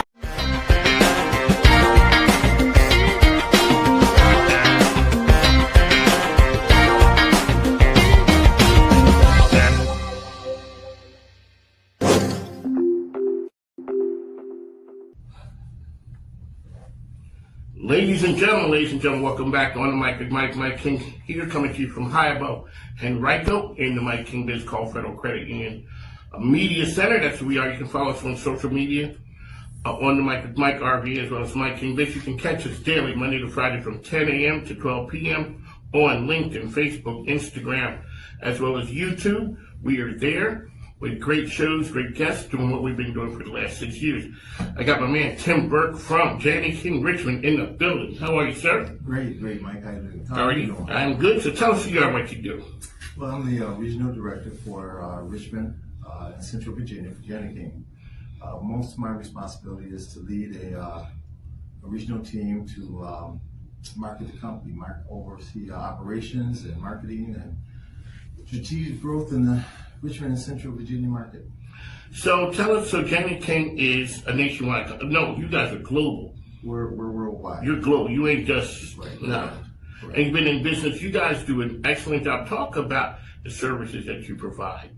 Well, we provide janitorial services for commercial cleaning. We also market those that's interested in starting a franchise with Jani-King under the Jani-King brand. So they are able to come into my office, sit down with me, give them the program of how Jani-King works. If they want to invest in a commercial cleaning business with us, and that's what we do. Also service the operation part of the market. So on the franchisee side, you could have a cleaning company do it on your own. You got to figure everything out. That's what happens to a lot of people. No. Now you come to Jani-King. We do all the work for you. You don't have to figure it out. Absolutely not. Success is there to be, it is laid out for you. Talk about that when you sit down with people who they've had cleaning companies, they've done all those things, trial and error, try and figure it out, all those bumps. Sometimes it's not what you know, it's who you know, and sometimes you don't have to go all the way down that road by yourself. Somebody says, if I were you, I would watch out, I'd take that turn right there. Well, it's interesting you asked that question because I tried myself starting a commercial business back in the past. Okay. And I didn't have the support, the know-how to actually operate a business. If I knew then now, I would have been a Jani-King franchise owner, but I wouldn't be able to do what I'm doing now for them. But what Jani-King does and what we do is support those that's interested in starting a franchise commercial business with us. We sit them down. We do all the training, we do all the marketing, we do all the advertising, we do everything for them. We actually find the accounts to grow their business. And we support our clients, and we also support our franchise business owners. Jani-King been doing this for a long time, since 1969. It's a program tried and fit for commercial growth, marketing growth in the whole world. I don't know if I told you, we're in 17 countries and 50 states. So we bring a national system that's in place and bring it locally to a market and operate it. So you get both worlds. So, and you guys kind of all have Richmond covered. That's correct. You kind of got Richmond covered. Yes, Richmond and Central Virginia, but yes, Richmond. Okay, let me go back. You got Virginia covered. So it says Jani-King Richmond, but you guys are in most of the areas of the state. That's correct. And what size businesses do you partner with? Anywhere small to big. I mean, we go $1 million square foot businesses. There's no limit to or no ceiling to what we can do. It's in the presence, and it's interesting. And our presence in Richmond has been over 33 years of business. So we have our long-term business owners, as well as our clients. Our clients, we have a retention rate of about 9 to 10 years. Services that the average, many more than that though. That's great because a lot of it shows how you guys work with organizations to help them. It's one thing we may not know, like cleanliness or whole cleanliness is next to godliness and all that. But when we see a business and it's not up to par from a cleanliness standpoint, it just says something. And one thing about that, I'm glad you brought that up. We have components in place to make everything successful. Okay. We have the franchise owners that actually run their own business, so they take pride on that. They own it. You know, they have a name, they have an investment in this. But also, my operation team supports them, so we have a support for them to be successful.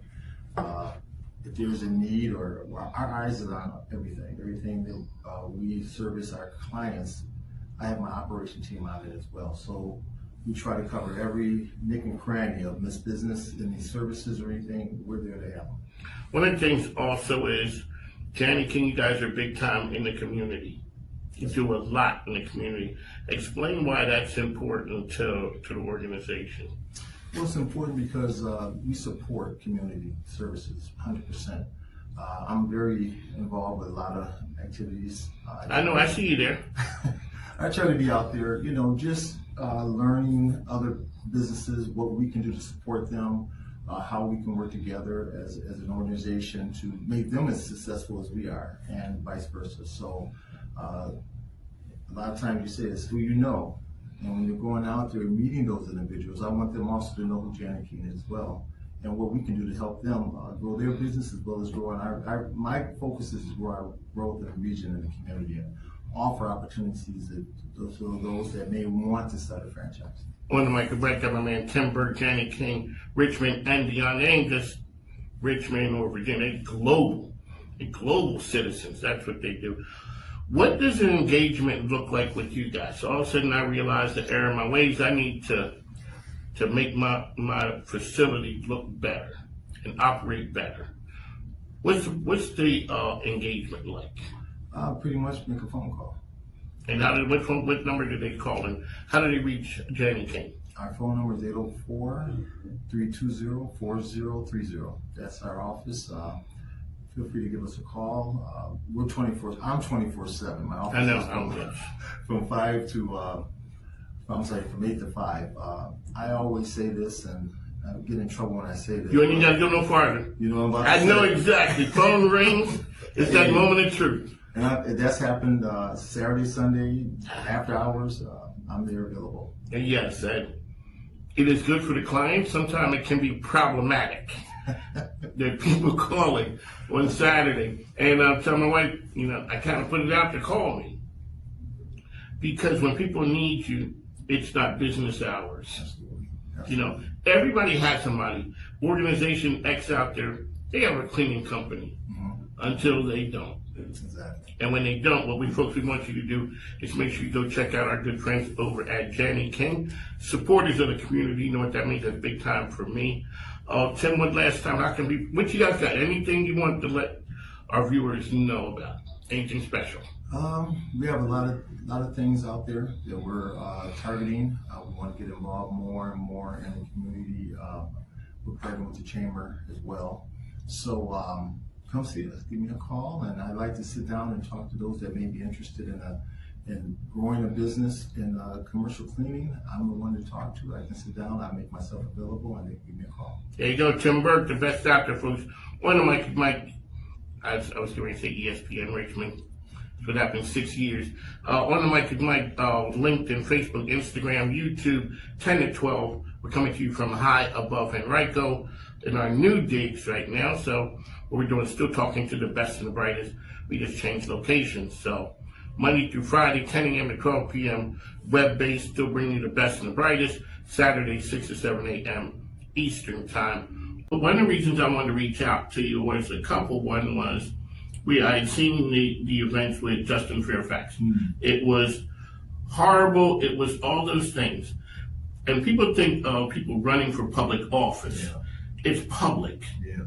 But there's a private side to it. When you win, everybody's like, yeah, you won.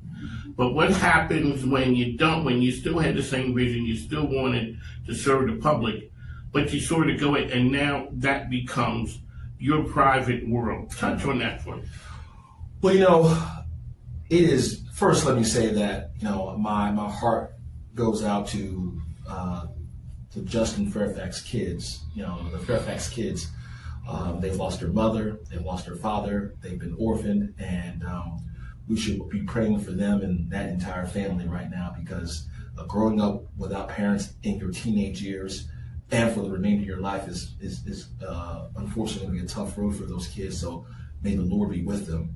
When I think about, well, people I think don't realize that I, at one time, before I was an elected official, right, before I was in public service, my job was to recruit candidates to run for office. I worked inside the Democratic Party. I ran the Democratic Party of Virginia when I was 26 years old. So around the 2008, 2009 time frame. And when I would go out and recruit candidates to run for office, I would recruit doctors and lawyers and people who were experts in their field. And I would have to sit them down and say, here's the thing.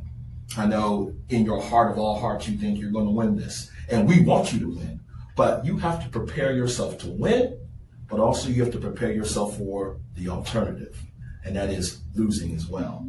And obviously I went into that race back in 2025 thinking, I'm going to win this Democratic primary, and I'm going to win this general election as well and be the lieutenant governor. But those were not in the cards. And I would be remiss if I did not tell you that I had prepared myself to win, but also I prepared myself to lose as well. Some of the preparation, to get myself through a potential loss was, number one, I had a family to fall back on. I think that's important as well. Making sure your home life is strong, because you can get so tied up in being the title. But when the title is no longer there, you're just back to being your first name, your middle name, and your last name. That's true. So I met your wonderful wife. We were over at a Dale Fickett event over at the University of Richmond. She goes, hi, I'm Levar's wife. I'm like, you just can't come to me and say it like that. But that was years ago. Yep. So when you initially ran, you were single. Mm-hmm. You could take the win, you take the loss. You go on. So I talked to Larry Roberts over at Sorensen, mm-hmm. and I asked him, like I ask people, the way politics are these days, how do you go and say, honey, I'm running for office? as hard as it is, everybody's knuckling up. There's all kinds of money being spent. Mm-hmm. You're trying to tell people who you are. Your opponent's trying to tell people who you are. Now you go, and he says that they have a class that they teach there to help, spouses and families understand what this is going to turn into. Yeah, it's a lot. It's a lot. And people, you only see the woman or the man who's in the role or who is the candidate at that moment. But they've got a whole family that also might be depending on them as well. And the whole entire family needs support through this, because there's long days, long nights. They're out of the house. They got to raise money. You barely see them. When I ran for lieutenant governor, part of the time was when I was mayor in my last year's mayor. And also part of the time was, the year after I was mayor. And my child was born in the middle of that time period right there. And so for the early part, those first few months, I didn't get the chance to see some of my child's growth. Now I get to be home. I get to see everything. You don't understand sometimes how much you're missing until all the other stuff is gone. And you're there every day. Like, wow, okay. I didn't know it was all that was going on, but now I do. So it's a silver lining in some of what happens. What the outcome is. Obviously, me and the missus would have wanted a different outcome, but you know what? The voters had their choice, and they made their choice. Mike King, Stoney here with me. All right, sir. Next question. As they say in church, I'd be remiss if I didn't ask you, what's next? On the political side? Boy, Mike, I get that question every I bet you do. People, inquiring minds want to know. People see me out, having a drink, hanging out with some friends, having dinner, going on a walk, and people ask, so what is next? And number one, the real answer is, I don't know what is next. I have spent my time recently working on my own business, which is a consulting firm that I was able to hang my own shingle out there and, gain some clients to work on business consulting, business development, helping small and larger companies navigate the government process. So I've been doing that, and I've been spending my time being a father as well. Do I think about politics? Yes, obviously. I'm still engaged in the Democratic Party, local government work, and state government, state politics as well. But when it comes to whether or not I'm going to run again, let's just say this: I am not going to get out there and start seeking it. Right? If an opportunity may come my way one day, and I'll consider it, but I don't have any plan at the moment. I'm just going to be the best father I can be and spend some time investing in my family and in my business. Alrighty, so we're going to go back to 2008, 2009, the young Levar Stoney running the Democratic Party. Yeah. What was the sales pitch then, unsuspecting, I'm just doing my thing, minding my business. Levar Stoney shows up and says, you want to run for office. Yeah. What was your sales pitch back then as opposed to the veteran Levar Stoney showing up now talking about you want to run for office? What was your pitch? My pitch to you? Back then, yeah, I'm just a regular You're a regular guy. I want to recruit you. Yes, and it's 2000. You're the young guy. Yeah, yeah. Well, first, Mike, I would say to you is like we know of your impact on the community, right? Not only are you successful in your, what you do for work, your occupation, but we also know you are socially and civically involved. And we need good people like you in public office. Now, here's the thing. You're probably saying, oh, I don't think, it's That's me, exactly what I'm saying. It's somebody else, but I'm telling you, it's you. We need you to roll up your sleeves and look at this as a part of your civic duty. You can vote. Everybody can vote, right? Everybody out there can vote. But this is a different level of citizenship. Okay, sir. That was then. We're in a different time now. Yeah, different time. Way different time now. What's the sales pitch to get somebody to jump in? We see people run all the time. They're running. Yeah. And it's funny when people come to the radio station, when they come and they're running, they got handlers with them. Yeah. When they win, you see them, they got handlers. Mm-hmm. When they don't win, they come by themselves because there's a consequence. Are you talking about me? No, there's other folks who come and they're like, I'm like, explain to me how we get that next generation of people to be public servants to go out there, they're a hat in the ring and say, I want to make a difference. Let's put this in business terms, okay? Running for office, it's also, I would say, somewhat entrepreneurial as well. I guess. Right? Because you are essentially betting on yourself. Yes, you are. Right? Now, I want people who are driven by doing the right thing, right? Getting in office and doing right by the people, listening to the people and doing right by the people. And also, I want someone who's going to be courageous and brave, right? Someone who's going to not just get there and just like be the status quo, but someone's going to get in there and say, you know what? I don't care what the next election may bring me. I'm going to do what's right for the moment. And there are some people who don't want to do that, right? There's some people who, they'd rather stay in the background and play it safe and all that. And I'm not asking for safe. I'm asking for people who are like, you know what? I saw a wrong and I'm trying to right it. And it may cost me my election next time around, but I'm going to do it. But it takes you betting on yourself, you believing in yourself. And some people have that and some people don't, right? Some people think they can't pick up the phone and call someone and ask them for money. But as you know, if you're in business, you got to pick up the phone and ask people for some money, right? And that's what you have to do when you run for office these days. Now, here's the thing. With the advent of social media, things are a little bit more in your face. Yes. So you have to have this thick skin now more than ever because everybody's in your business. Everybody wants to say something. And it could be false. It could be the most untrue thing you've ever seen in your life. But you got to have that thick skin. Because there's going to be somebody somewhere who's going to say, it must be true. Must be, yeah. It must be true. They expect you to answer to everything that people say online. But you're out there.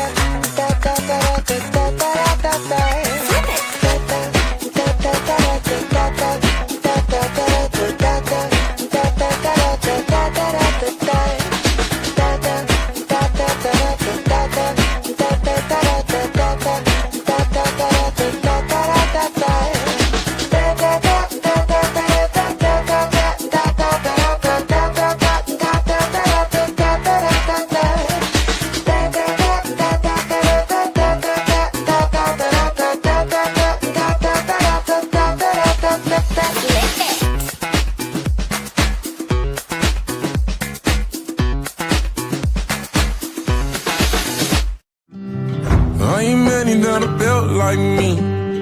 I'm the last of my kind. Grew up on the back road, baby.